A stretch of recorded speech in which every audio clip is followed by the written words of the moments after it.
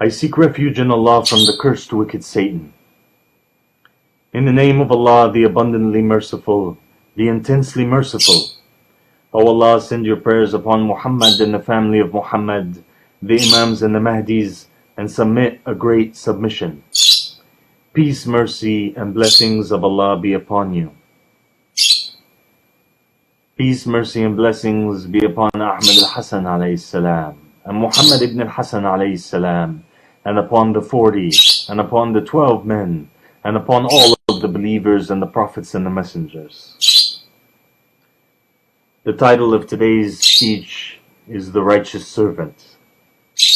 Allah subhanahu wa ta'ala says in the Holy Quran, "And they found a servant from among our servants, to whom we had given mercy from us, and had taught him from us a great knowledge." Moses said to him, May I follow you on the condition that you teach me from what you have been taught of guidance? He said, "Indeed, with me you will not be able to have patience. And how can you have patience for what you do not encompass in knowledge?" Moses ﷺ said, "You will find me, if Allah wills, patient, and I will not disobey you in any command." He said, "Then if you follow me, do not ask me about anything until I make to you a mention about it." We see in these holy verses that the journey of Moses ﷺ with the righteous servant, who is Imam al-Hussein ﷺ, starts with an agreement between Moses and with the righteous servant, peace be upon them both. And this agreement involves two conditions. The first condition is that Moses must be patient, and the second condition is that he must be silent, meaning submissive, to the command of the righteous servant, without asking any questions, until the righteous servant clarifies that to him later when he wants to. Peace and submission were the two conditions of this agreement before he starts the journey.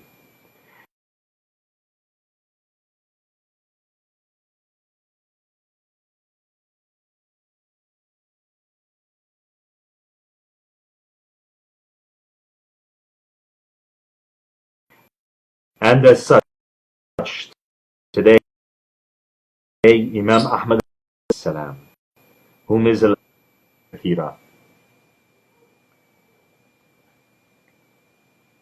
And as such, today, Imam Ahmad al-Hasan alayhi salam, whom is al-Hussein alayhi salam in his return, has placed those two conditions upon his Ansar. And he said to them, "I want from you patience, then patience, then patience, then submission." And this is an indication to whoever wants to walk this path with the Qa'im of the family of Muhammad, peace be upon them. Whoever wants to walk this path with the Qa'im of the family of Muhammad alayhim salam must be prepared to be patient in the same journey of Moses. Rather, perhaps the journey today is more difficult. Actually, it is more difficult, and the believing human being must be very patient and must submit a great submission. Imam Ahmad al-Hasan alayhi salam said, "Yes, walking with the infallible is difficult, but it is not impossible. But whoever walks this path must prepare themselves very well." If we look to the three incidents which are mentioned in the Quran, we will find that truly they were difficult incidents. Allah subhanahu wa ta'ala says, "So they set out until when they had embarked on the ship, the righteous servant tore it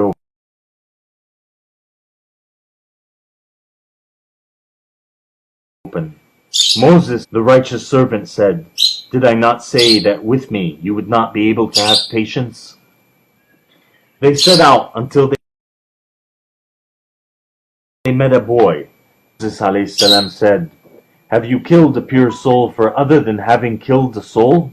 You have certainly done a horrible act." The righteous servant said, Did I not say that with me you would not be able to have patience?" So they set out until they had came to the people of a town. They asked its people for food, but they refused to offer them hospitality. And they found therein a wall about to collapse. So he restored it. Moses said, "If you had wished, you could have taken it for a repayment, taken for it a payment." The righteous servant said, "This is parting between me and you. I will inform you of the interpretation of that about which you could not have patience." In those incidents, Moses ﷺ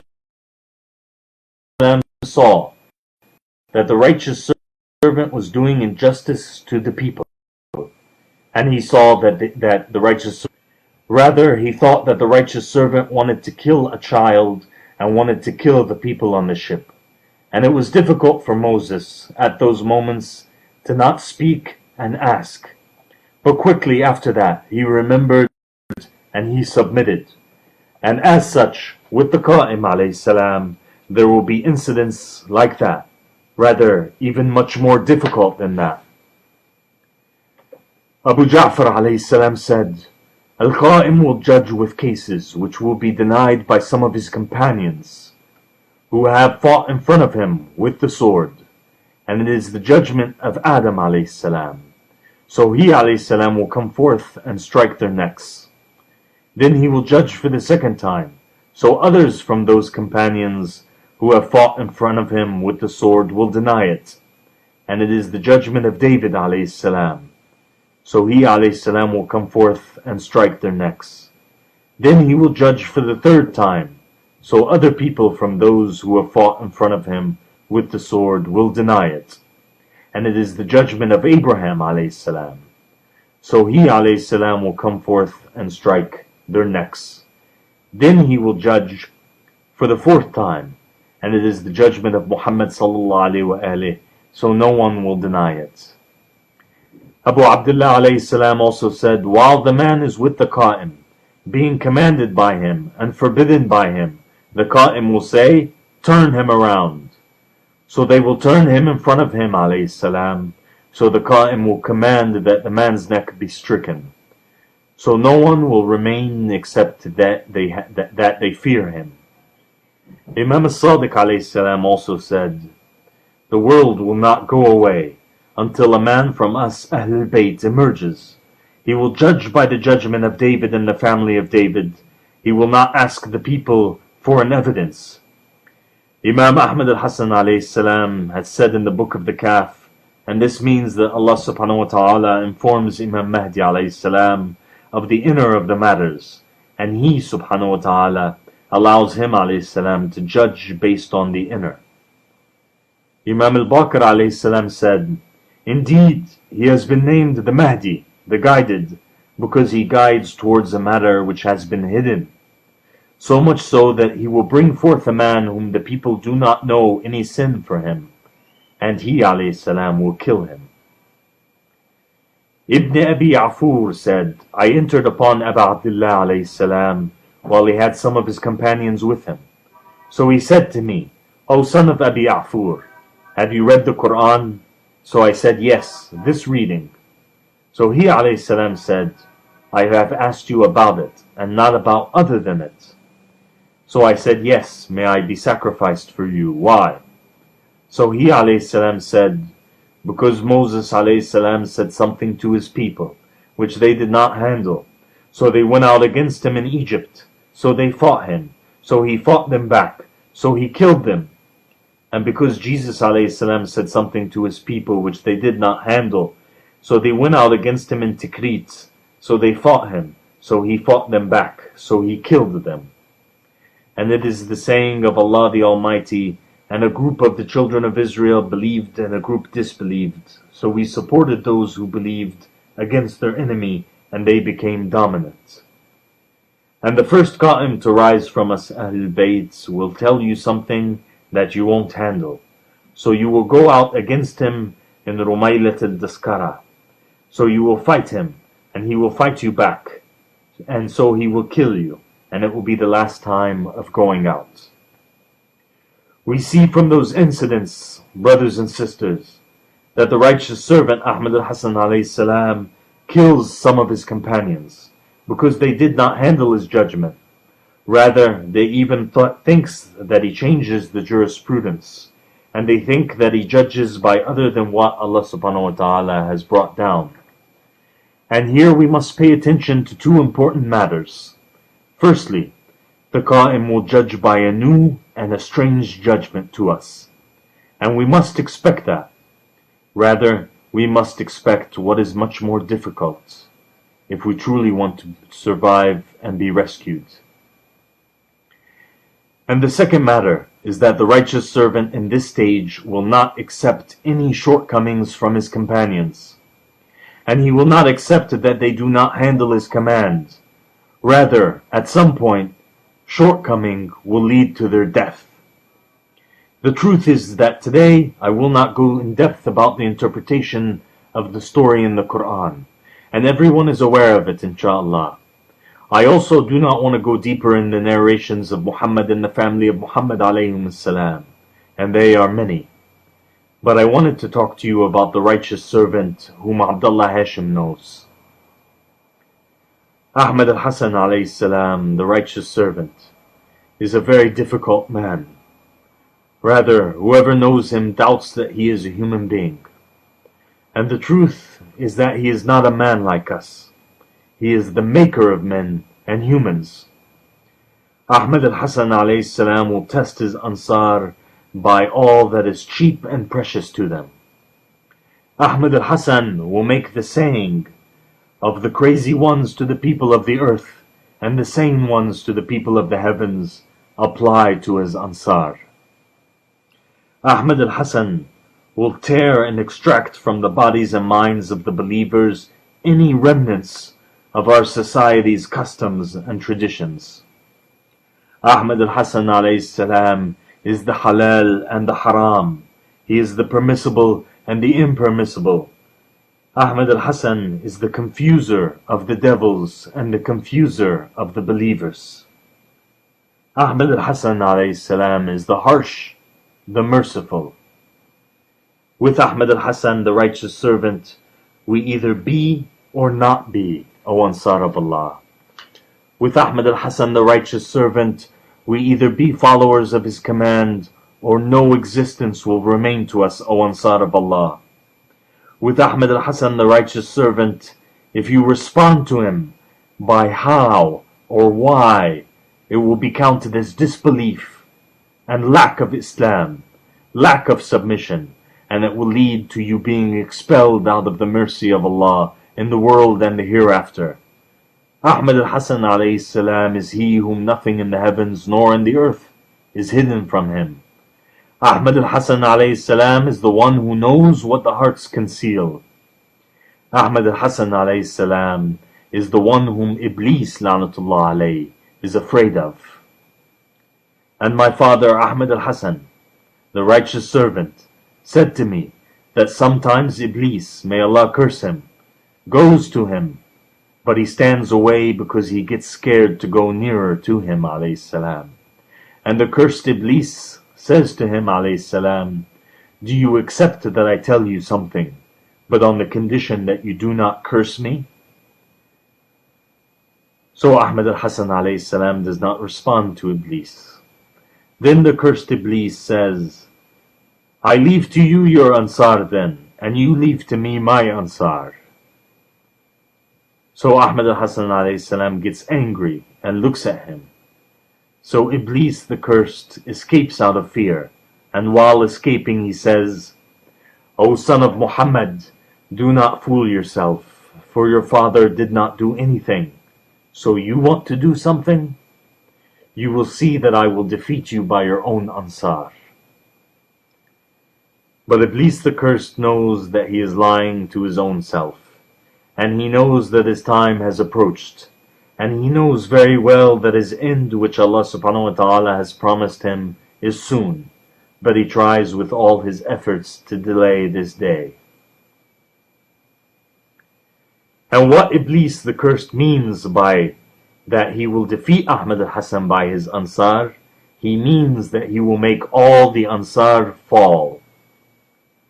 And my father, the righteous servant, has informed me that the jinn and Iblis and the shaitans do not have any concern except for the Ansar, and do not work in anyone except for the Ansar, and they do not care to do anything except to make the Ansar fall.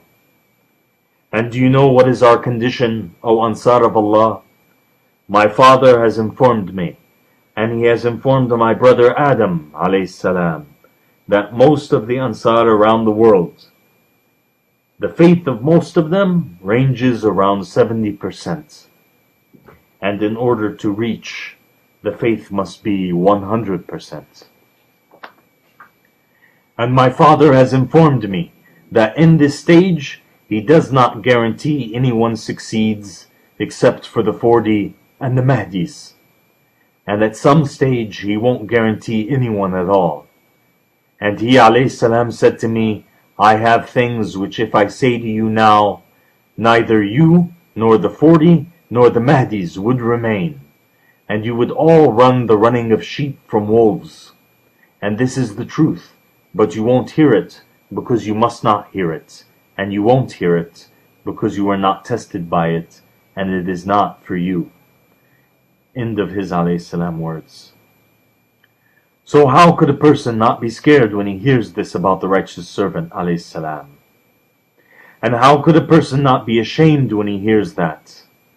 And how could an atom of pride enter into a person when he hears that from the righteous servant alayhi salam? O Ansar of Allah, we are nothing without the righteous servant Ahmad al-Hasan. The shepherd must teach and rebuke and be harsh on his subjects in order to strengthen them and save them from themselves and from the devil. And by Allah, O Ansar of Allah, I have heard things from my father, which if some of you heard only a part of it, you would run away. Things that confuse the minds and make the youth's hair turn white. And the Father alayhi salam has tested me with things that never crossed my mind and will never cross the mind of anyone. And we are still in the beginning of the roads. And Ahmad al-Hasan alayhi salam has said to me, until now I have not spoken about anything. Everything that I have spoken about and taught the believers is nothing to be mentioned, and what is coming is much greater.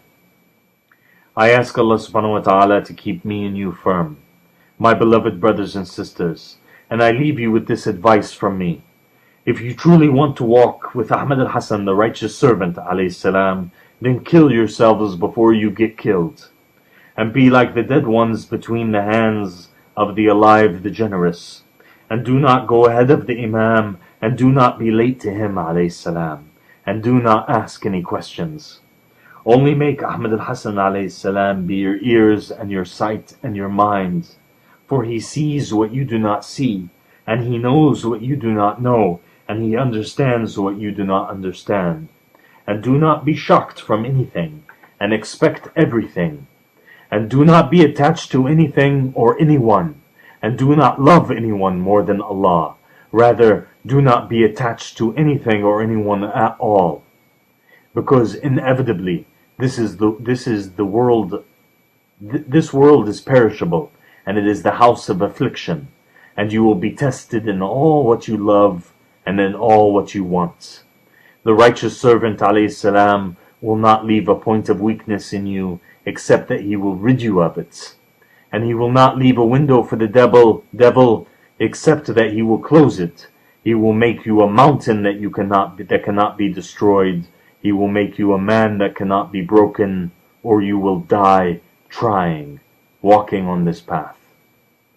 This man, Ahmad al-Hasan alayhi salam, has exhausted me so much, and I have exhausted him so much, and he made me cry a lot, and I made him cry a lot. I ask Allah subhanahu wa ta'ala to forgive me. May my soul be sacrificed for you, my father Ahmad al-Hasan alayhi salam. I, as your vicegerent, find that me being your successor means that one day you will leave for me your great shoes to fill. So how can the little feet of Abdullah the infant fill the shoes of Al-Hussein alayhi salam? There is no goodness in the life without you, O Aba Abdullah. May my soul be sacrificed for you, Ahmad al-Hassan. And when Moses said to his servant, I will not cease traveling until I reach the junction of the two seas or continue for years and years. And all praises belong to Allah, the Lord of the worlds, and may Allah send His prayers upon Muhammad and the family of Muhammad, the Imams and the Mahdis, and submit a great submission. Peace, mercy, and blessings be upon you all. And let me hear all of you say, Allahumma salli ala Muhammadin wa ali Muhammad, ilayma wal mahdina wa sallim tasliman kathira. Allahumma salli ala Muhammadin wa ali Muhammad, ilayma wal mahdina wa sallim tasliman kathira. Allahumma salli ala Muhammadin wa ali Muhammad, ilayma wal mahdina wa sallim tasliman kathira. Labbayka ya Hussein, labbayka ya Hussein, labbayka ya Hussein.